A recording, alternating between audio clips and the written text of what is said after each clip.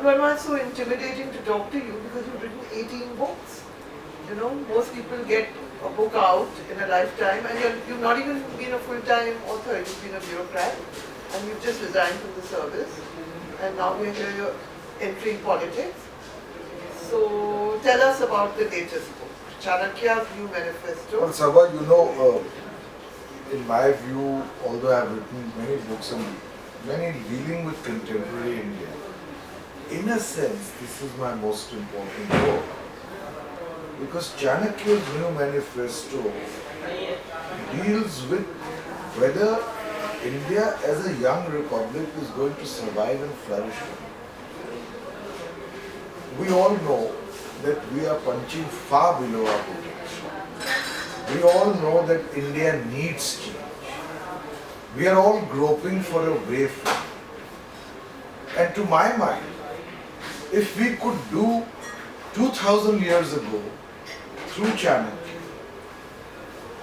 a person who reinvented politics responding to a specific situation in India 2000 years ago, the ability to think out of the box, to be a civilization of Maulik Soch, the power of original thought, to look at a situation and then write the world's first comprehensive treatise on statecraft. If we could do it 2000 years ago, the young republic, the Republic of India, needs that kind of thinking today. So why is this book important for me? This book is important for me because it goes beyond merely an analysis of symptoms, which we all do, of what is not going right, to try and see what is the way forward, just like 2000 years ago a great thinker Chanakya could do in India. So it's not glorifying the past but taking inspiration from the past. So I take 5 areas which I believe constitute the core of the crisis. These are: first, governance. India needs governance. Governance, governance, governance. India is not getting the kind of governance it needs. The second area is the functioning of democracy. We are proud to be the world's largest democracy, but we need to be honest enough to look where things are going right, where they are not, why they are not, and what can be done about it. The third area is corruption, because I believe merely thinking of one silver bullet against corruption, or merely, even however well-intentioned it is, exposing corruption is not enough to substitute the creation of a systemic architecture against corruption. The fourth issue it takes up is national security. You know, and I know, that we live in the world's most troubled neighborhood.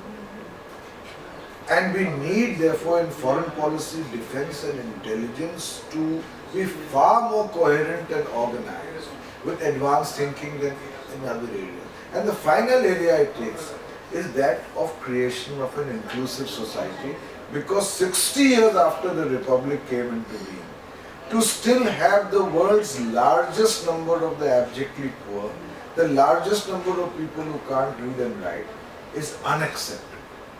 We need to look at strategies again of how to deal with this. So these are the 5 core areas. It discusses the symptoms, but it prescribes the solution. Therefore, it touches your life and my life. This is a very different book that you started off. One of the books of yours that I really enjoyed was Ghalib, and that was a different kind of exploration. Here, this is your first book coming out in paperback. And why is that? Why have you brought this book out? One reason for it is that the book, in my view, is so topical, it's so relevant. It seems to answer the need of every concerned Indian about what we need to do next. And if that is the case, I think me and the publishers, LF, wanted a book which would be reasonably priced in paperback to be accessible to a much wider readership, including the young. The young must read because the next 20 years are critical to them. Already, as a result of lack of governance, or the less than optimum functioning of the republic in so many areas, there has been a 20% contraction of the job market. So it's not somebody else's problem now. For them, it is something here and now standing before them like a rock. They have to deal with it. So I wanted it to make it accessible. I want to ask you about Chanakya, because I found your introduction very interesting, the qualities that you say were essential to him.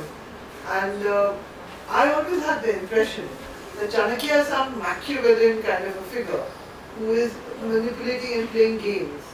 Now you, in fact, from what I read, what you have written, you are showing us a man of great wisdom and thought. So what is the real... If you read the Arthashashtra, Chanakya is not the cynical manipulator only guided by Machiavellian ethics as is often conventionally painted about him. Right. Chanakya is a political thinker. Chanakya's concern for the welfare of the masses comes up as a repeated, it's a refrain in the Arthashashtra. No state is justified to rule if it is not working for the welfare of the masses. A king must have, in his context, the qualities which allows him to govern for the welfare of the masses.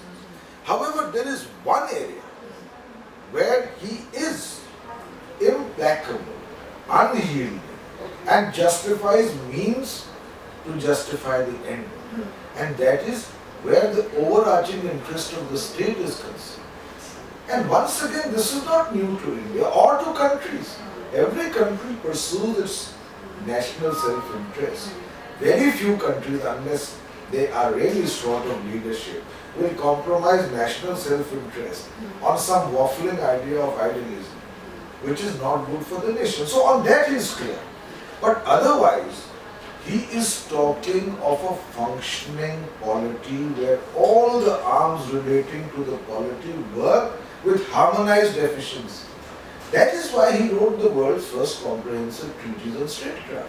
So in today's world, if Chanakya lived today, when you are becoming the voice of Chanakya, you are introducing us to Chanakya, but just out of curiosity, if Chanakya lived today, ideologically, which party would he belong to? Chanakya would belong to India.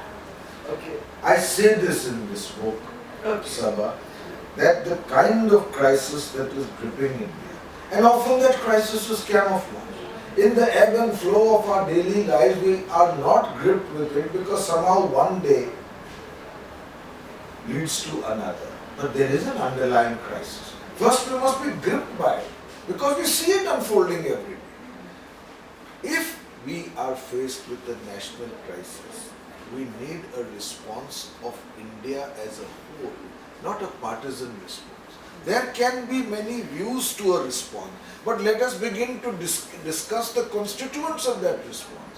And Chanakya, I have no doubt, just as he united the many kingdoms and republics, all fractiously acrimonious towards each other, in order to face the Greeks.